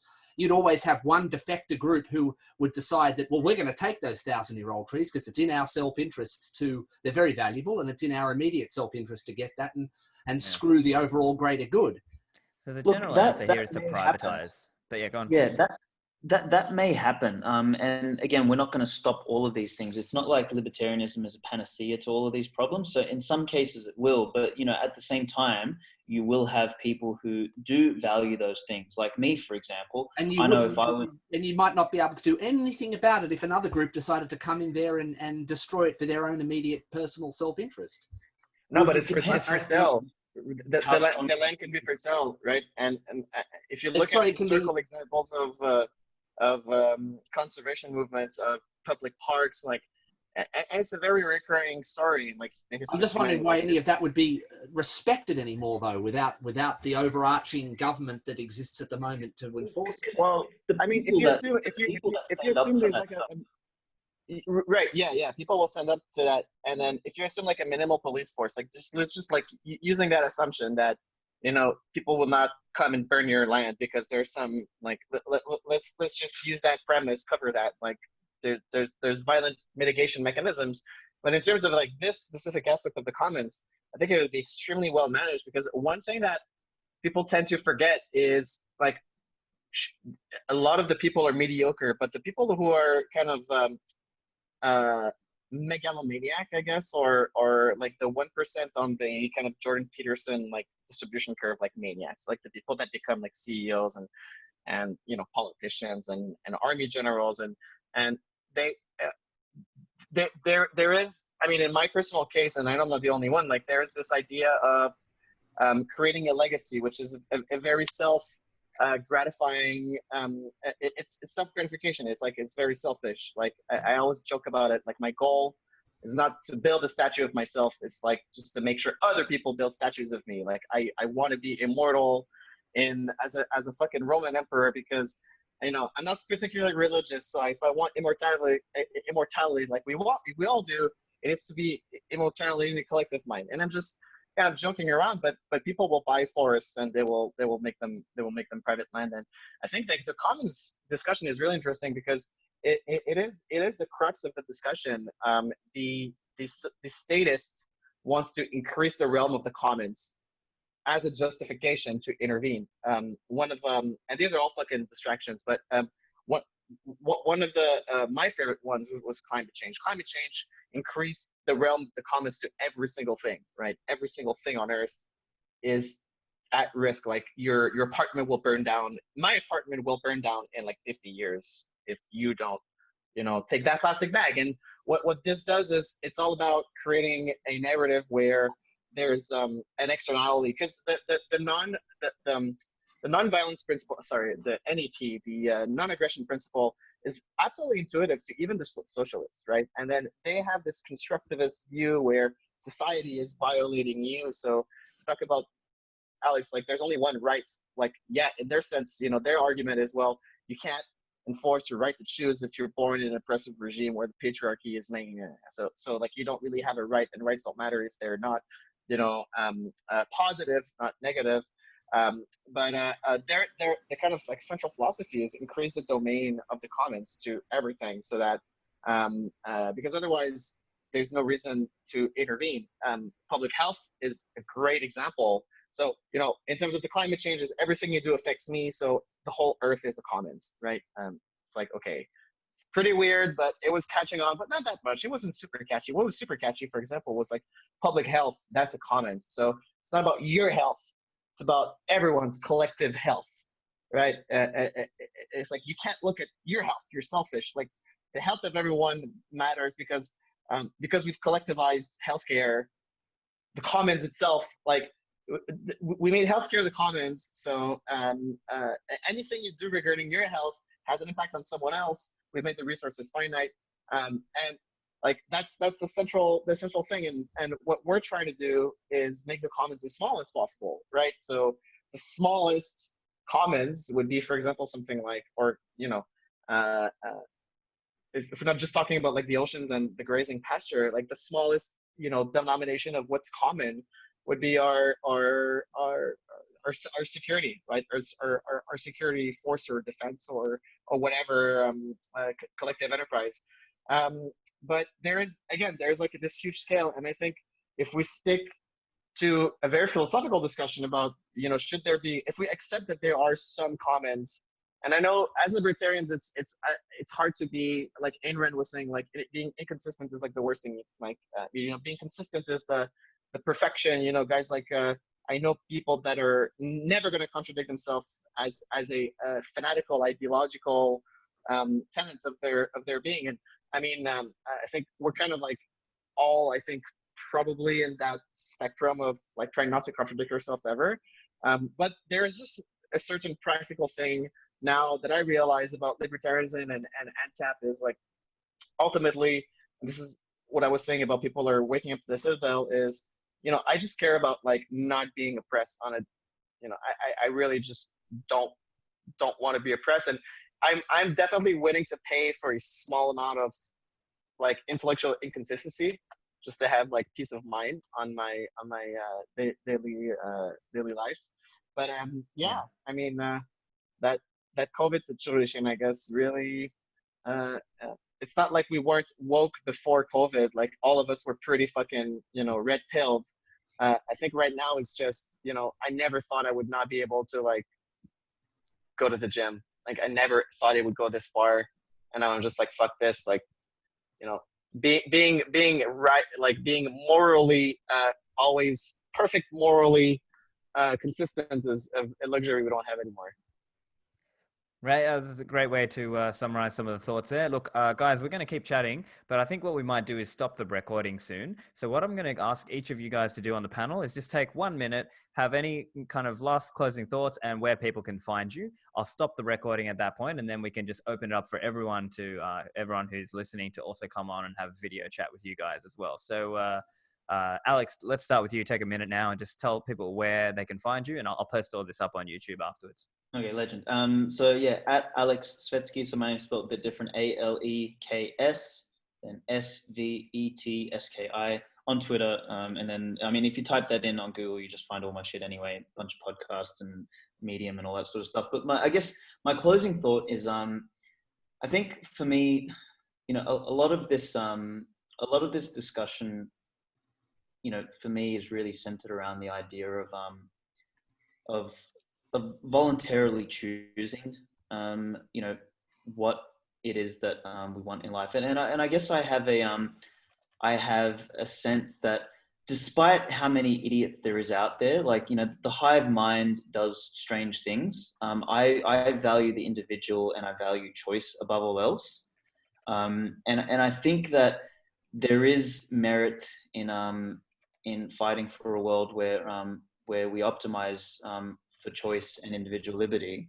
And yes, it will be, you know, at times messy. Yes, there is going to be fucking crazy people out there that we're going to have to defend ourselves from. But I think it builds a stronger world, a more robust world. And I think it's, with being able to, like I said, protect our wealth in a meaningful way, first and foremost with Bitcoin. From there, we can then protect other things that are important to us. And in that kind of a world, you get positive feedback loops for, whether it's more intelligent, whether it's more strong, whether it's more capable, whether it's more productive people. And that's sort of what we lead with. So, and I've gone for ages, but that's sort of my closing thoughts. Great. Yeah, thank you very much, Alex. Giacomo, let's get take a minute, final thoughts, and where can people find you? Sure. So Giacomo Zucco, Giacomo, so not Zucco with K. This is Zucco. You can find me So you're not on. Yeah, I have a shitcoin as well. It's called Zaxbox, just like him, but I'm another person. And you can find me mostly on Twitter. So I have a central point of failure right now. I promised myself I was coming out with a website, which is myname.com, giacomozucco.com, but I'm like taking 2 weeks to develop that since 2 years. So eventually you will find a website with my stuff, but not yet. And final thoughts are basically three. They are a little bit in oscillation. So first thought is I disagree respectfully with the fact that we can afford the luxury of not being morally and logically consistent. I think that we can go to the full extent of ethical consistency, and that we have to recognize that full extent is pretty huge. So we can do a lot of stuff to defend ourselves. The fact that we were not ready, I was not personally ready for the lockdown either. I was assuming people to be more reasonable than they are, less fucking crazy. So I was taken by surprise as well. But I don't think that in order to defend myself properly next time, I do need to give up logical consistency in respect to fundamental ethical principle. I think that can be a way to lose myself into not even knowing what my objectives are anymore. So the logical consistency allows us to take a lot of countermeasure to what we suffer and to defend our property and our lives and our family and our freedom of movement in a way that I think it's more than sufficient if we take it to the full extent. So I think we should stay consistent. But second thought, the fact that we should be logically consistent to the extreme doesn't mean that we have to be utopians. It doesn't mean that we have to expect our logical consistency to reflect in a perfect state of things outside ourselves. So it doesn't mean that we have to strive or to expect perfection in the world, final, ultimate libertarianism. The same fact that the state exists means that there cannot be any stable state where the state cannot exist. So the fact that it exists now means that everything we do can collapse back again to collectivism and statism. Otherwise, we would not have, we would just have the perfect state from the Big Bang. We don't. So it means that there is a challenge. We don't have to, it's just like there is a virus. We have to fight the virus, but that doesn't mean we would be healthy forever. Vigilance will be eternal, and there will be some better moments, like during the during the very healthy moment, and then it would be the Black Death, and so some bad moment. Now we are, virologically speaking, we are in the Black Death of statism. We are like a maximum peak of illness, and we can get better even without getting to perfection. So all the discussion about ocean preservation, they are fine, but the point is that every action we took to reduce collectivism and violence, to defend property rights, is a huge win, even without going to utopism. And we don't have to defend the possibility, we don't have to be trapped to defend the possibility of utopias in order to defend basic fundamental individual rights and reason, basically.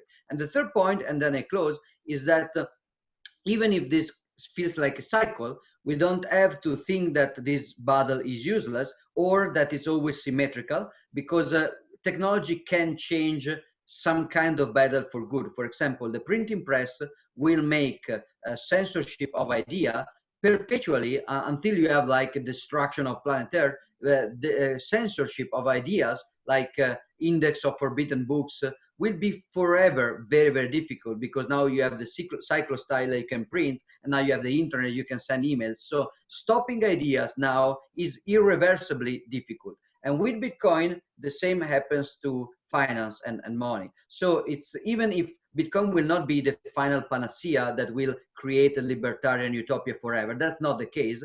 But at least in one sector, which is a very important sector, which is money, a technology can change the balance of power for good, without any kind of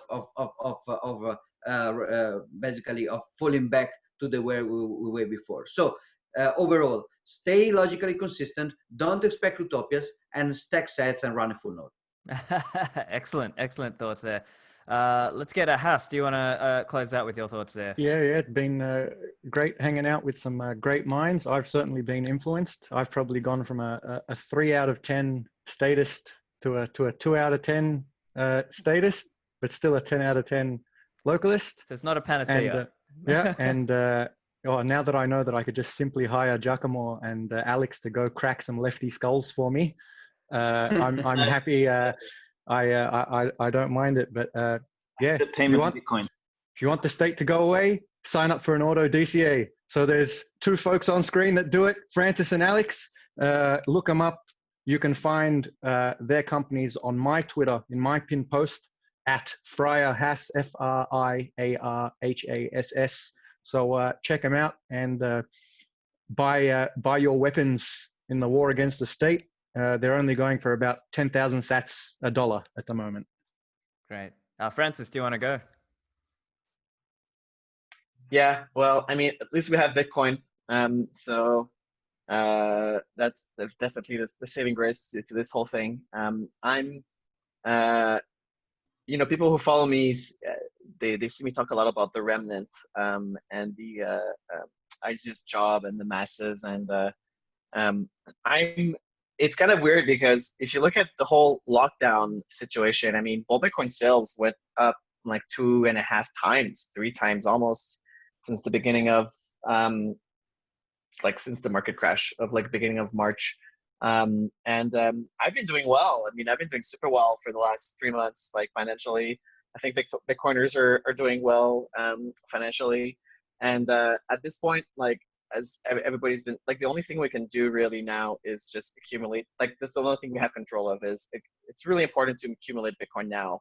I mean, we don't often gamble, speculate about the price, but I would say I'm a big advocate of DCA just because of the psychological aspects of trading, and it's just that people deal with enough shit in their lives. They shouldn't noobs and just not even just noobs, just I'm a regular person also. I don't want to trade, I want to trade, but if you can crank up the DCA now, I'm also an advocate of weighing out your DCA, just buy some Bitcoins now, and ensure that you are left standing at the end of this whole bullshit. So regardless of whatever the cure for society is, Bitcoin a cure for society? It's definitely a cure for you, that's for sure. Okay, so in the very imminent threat of statism on your own person, Bitcoin is absolutely a cure for you. Whether or not it's a cure that scales forever for whole society, we'll see. But in the course of our lifetimes, over the next 10 years, if you don't have Bitcoin, what the fuck are you doing? You're just naked, completely naked. So thank God for Bitcoin, and I'm just really happy to be selling Bitcoin. I think it's I'm a professional Bitcoin salesman. You can find me on Twitter at @FrancisPouliot_. Selling Bitcoin is the most important thing that I can do with my life right now, and yeah, I feel pretty safe. I feel pretty good with Bitcoin in this uncertain world, and just the thought of knowing that I can pick up my shit and leave, and have all of my accumulated life work be able to fit in my backpack, financially, and just be able to chill with my wealth, in my fucking pockets, everything I'm working for.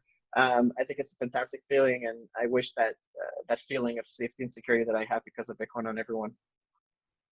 Awesome. John, let's hear from you. Yeah, look, I think overall, I mean, despite the fact that I've sort of taken a little bit of the other side of the argument, I think we're all 90% in alignment on most things. I think where I would fall short on that is I'm not entirely convinced yet that we're at the point where we would be better off without a state at all altogether. I mean, I'd very much love it if it could, but I still feel as though the proposals that were put forward are a little bit vague, a little bit hypothetical.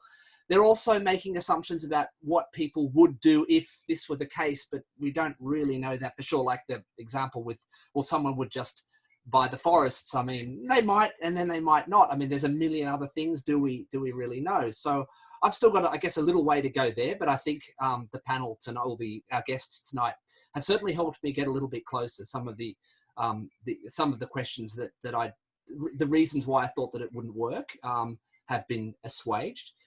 However, what I will say is I think that definitely Bitcoin can make the state a lot smaller, and that is something I definitely think would be of benefit. I don't need convincing there that I think we should have a much smaller state. I'm just not at the point where I think we would be wanting to get rid of it altogether.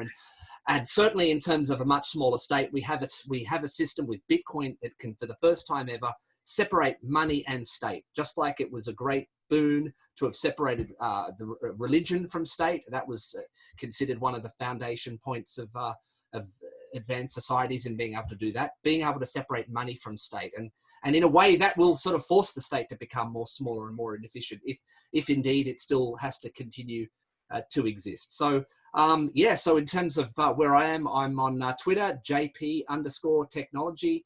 I also hang out quite extensively in Telegram group, the Bitcoin Sydney Telegram group. I think I'll drop a link to that in the chat. It's also in the Bitcoin Sydney meetup group, which of course I'm very active in with Stefan and Haas in organising events every month. So you'll always see me with those guys at that. So yeah, thanks again for everyone. It's been a great discussion tonight. Excellent. Well, thank you very much for that, John. And just, I guess, my closing thoughts in terms of my personal perspective, I come from the anarcho-capitalist free market libertarian perspective. So yes, I would like to see zero government. Do I think it'll happen in my life? Maybe not. But will we get to something like a lot of citadels that approximate kind of like a Singapore and Liechtenstein and all these little, small city states? Maybe. And that'll be net better. I'll take a net better, even if it's not perfect. So that's kind of my thoughts on where I stand on this. And yes, obviously, I think Bitcoin will dramatically reduce the size of the state. So for those of you who would like to find me online, go to stefanlivera.com for my podcast. Go to ministryofnodes.com.au for some Bitcoin education material. And so this is the Bitcoin Sydney meetup. So we meet up once per month. So you can find us at bitcoinsydney.org, and we have a Telegram chat. So you can find some of us online. So with that said, thank you very much. We're going to stop the recording now.